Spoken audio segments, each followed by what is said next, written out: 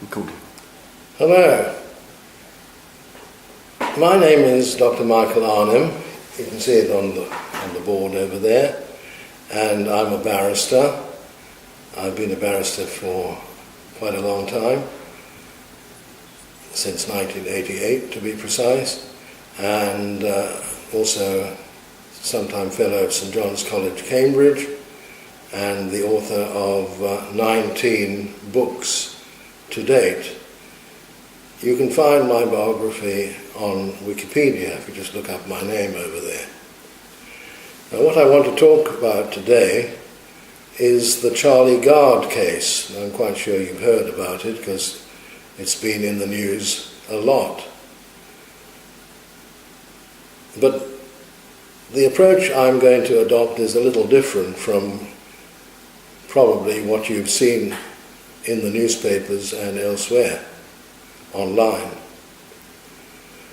Because there are really two main angles to this whole very unfortunate episode. And the one is humanitarian, and that's the angle that you will have seen covered most of the time. But there is also, of course, a legal aspect to it, and that's the one that I'm going to be talking about. Now, this whole thing arose because the little Charlie Gard, who's 11 months old, was suffering from mitochondrial disease, which was considered to be terminal, and he was on life support. The parents, loving parents, wanted to keep him on the life support and then to fly him to America as soon as possible, where Dr. Hirano, a very distinguished doctor in his field and with 32 years' experience, offered the possibility of a revolutionary and perhaps experimental cure which could possibly have helped. Dr. Hirano never said that it most definitely would, but the parents were prepared to take a chance with that. However, the hospital, Great Ormond Street Hospital, the children's hospital, said no. They said it wouldn't do any good. Now, in this country, of course, most things are a question of money, unfortunately. But in this case, actually, money didn't come into it because there was a fund. People donated up to £1.3 million to Charlie Gard's parents for him to be flown to America. So there was no question of raiding the public purse for this little baby. Now, because there was this dispute between the parents and the hospital took the matter to court. And that was on the 24th of February 2017. There were a number of hearings. The main hearing was on the 11th of April 2017 before Mr. Justice Nicholas Francis, who decided that the little baby had to be represented by someone called a guardian, and not by his own parents. And this guardian actually was represented in court by a barrister who was the chair of the trustees of an organisation called Compassion in Dying, a sister organisation of a body called Dignity in Dying, previously known as the Voluntary Euthanasia Society. The parents were most upset about that because, of course, they were concerned to keep their little baby alive. They weren't interested in compassionate dying or anything like that. Of course, the answer to that was that this organisation, compassion in dying and dignity in dying and so on, had nothing to do with the little baby who was helpless. It was to do with adults who were fully in command of their faculties and wanted to end their lives. So there was no conflict of interest there. Nevertheless, that may well be true. And I'm certainly not accusing this guardian or guardian's representative of anything like that, but it certainly didn't look good from the parents' point of view. And one could imagine that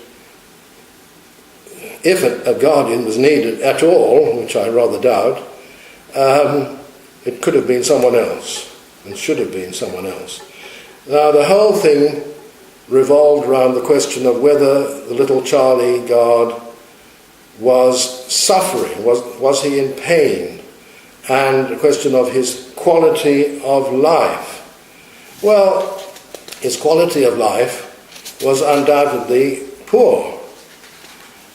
Was he suffering? We don't know. No one knows. His quality of life was probably so poor that it couldn't have been any worse, and therefore why not take a chance on Dr. Hirano's revolutionary new treatment, which does not appear to have involved any pain. It was a matter of ingesting some powder in a liquid, it seems. As for the suffering, we don't know if Charlie was suffering or not, but even if he was, most people are prepared to undergo very severe suffering in order to prolong their lives.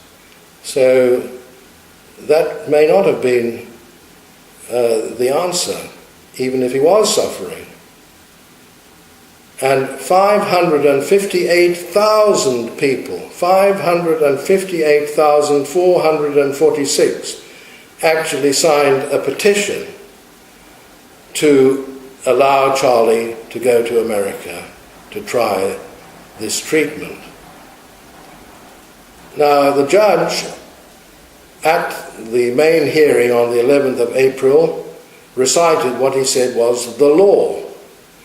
Well, what he recited was previous decisions of courts, court decisions.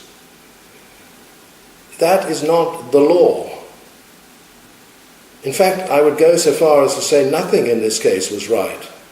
And this is shocking, actually, because unless he mentioned the real law somewhere else, and there were quite a few hearings, so I may be wrong, but certainly these citations from previous judgments is not the law. This is judge-made law. And running through them is this sort of phrase, which he quoted: there's a strong presumption in favour of prolonging life, but it's not an irrebuttable presumption. In other words, it is a rebuttable presumption, which means it's a presumption that can be rebutted. In other words, it's a presumption that can be set aside in the face of evidence. But where's the evidence? There's no evidence. As I said, there's no evidence of whether Charlie was suffering. No one knows. Now, judge-made law is not law. It's completely wrong. Judges in this country, unfortunately, have arrogated that power to themselves. It's not correct. They are not allowed to make law. Making law is legislation. Legislation is a power reserved to Parliament. And yes, we do have some laws made by Parliament in this field. In particular, we have the Human Rights Act, 1998, which incorporates the European Convention on Human Rights, Article 2 of which is the right to life, which says, it's very short, I'm not going to quote the whole of it, but no one shall be deprived of his life intentionally. That seems pretty strong. There is also the Children Act 1989, passed by Parliament, which seems to envisage only two situations where a court can intervene. One in regard to children, one is in regard to the upbringing of a child, and the other is in connection with the administration of property owned by a child and the income from that property. In both of these circumstances, it says the child's welfare is paramount. Well, fine. But neither of those has anything to do with this situation. We're not talking about the upbringing of Charlie, and we're certainly not talking about any property that he owned. Plus that, there is also another very important piece of law, which is not English law, but has been adopted by the United Kingdom. The United Kingdom is a signatory to this. It's called the United Nations Convention on the Rights of the Child. And Article 6 of that says state parties, that state parties means the countries that have signed up to it, including the United Kingdom, state parties recognise that every child has the inherent right to life. Inherent. And it goes on to say, state parties shall means must, state parties shall ensure to the maximum extent possible the survival and development of the child. To the maximum extent possible. I don't think it could be a lot clearer than that. You can get as many judges as you like trying to interpret that, but I don't think they can get away from this. The maximum extent possible. Now, during the whole furore over this case, the Pope himself came out in favour of Charlie's life not being terminated unnaturally, and in fact even invited Charlie to come to a hospital in Rome. President Trump, not often that you get President Trump and the Pope agreeing, but President Trump also came out in favour of Charlie. Most interestingly, perhaps, the United States House of Representatives Appropriations Committee unanimously passed an amendment to offer Charlie and his parents what is called permanent residency in America. This is significant in several ways. First of all, it's very rare to find Republicans and Democrats agreeing on anything in America these days, and here they did. This is the Appropriations Committee, very powerful committee of the House, unanimous, Republicans and Democrats together. It's also significant because why did they offer this? They offered it so that Charlie and his parents could come to America and have the treatment offered by Dr. Hirano. And they did that because they recognized that no court in America would ever have this kind of power. It just is not a possibility. Parents are recognized as having the responsibility for their children, and indeed under our law as well. But responsibility carries with it rights and responsibility. Of course, this is not the only case of its kind, and I certainly don't blame this particular judge, who actually, Mr. Justice Francis, who actually is a very new judge, only been in position since 2016, because he's part of the establishment and he was simply following along the path of previous judges. That's why he was quoting all these earlier judgments, so I don't blame him. And there have been other cases. There was the case of Aisha King a few years earlier, which also caused a great deal of fuss. I'm sure some of you will remember that case. This was a little boy who was suffering from a brain tumour, and again the hospital would not allow him, his parents, to take him out of the country for, again, an experimental and new type of therapy which is called proton therapy. And when the parents did take him out of the country, they were actually arrested and held in prison for a short time. Luckily for Aisha and his parents, they got a judge who was a little more favourable.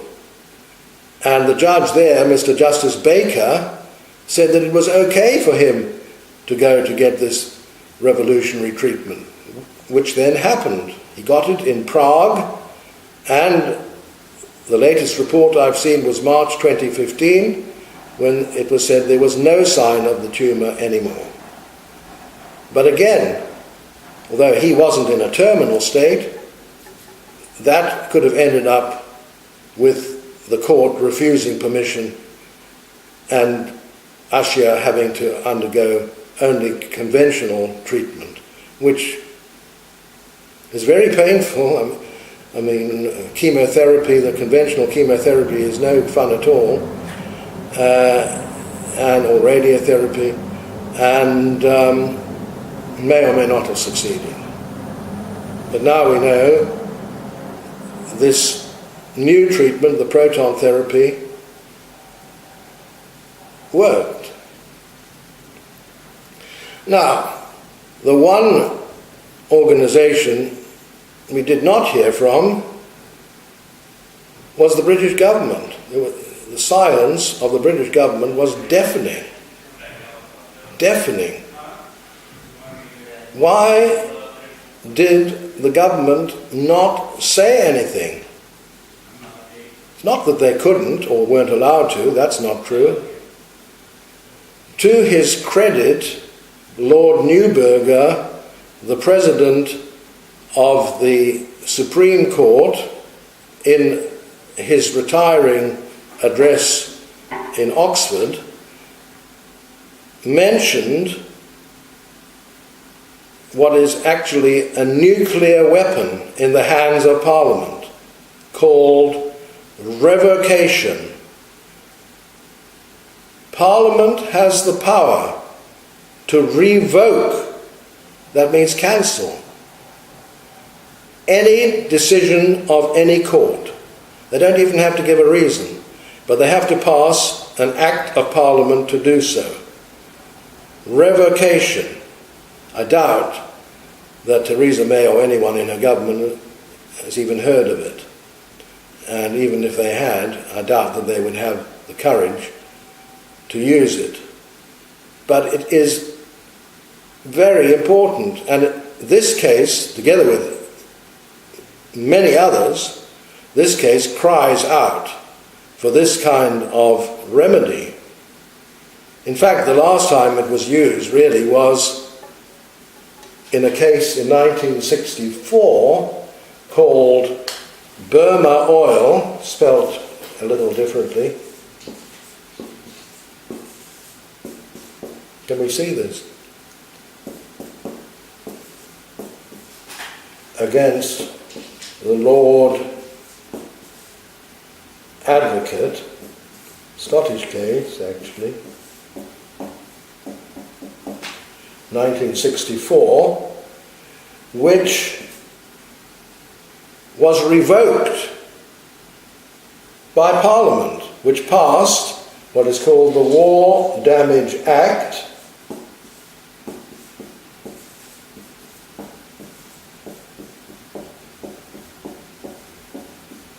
(1965). I'll just tell you very briefly about that case. It was a case, nothing to do with this sort of thing, but it was a case involving a lot of money. It was a case where, during the Second World War, when Burma was likely to be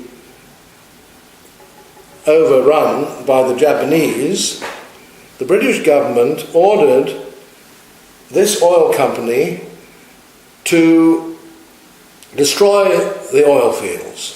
Destroy their oil fields. Now that, of course, lost that oil company a lot of money. It was a sort of scorched earth policy. After the war, the oil companies sued the government for that money and won. It went all the way to the House of Lords, all the way up to the House of Lords, which at that time was the highest court in the land. And the oil company won. But the government didn't pay them the money, because instead of that, the government got Parliament to pass the War Damage Act, which revoked that decision of the court. And it revoked it retroactively. In this case, it wouldn't have to be retroactive, but that is the power of Parliament. Because, as Lord Neuberger explained, the system in this country is based on the sovereignty of Parliament. In America, they talk about 3 co-equal branches of government, and yet no American court would dare to do this kind of thing. Here, the 3 branches of government are not co-equal. Parliament is sovereign. Parliament has this power. It's time that Parliament used it in this and other cases. For example, the sort of we've had so many bad decisions allowing terrorist suspects to stay in this country instead of being deported. The government's policy has been hamstrung as a result of that, not being allowed to deport people that they considered had to be deported. All those cases are excellent candidates for revocation, and it's time the government became aware of it. And as I say, it's to the credit of Lord Neuberger that he has reminded us of that power, as he put it. He's used the word remind, although that was very polite, because probably the government had never even heard of it. Thank you.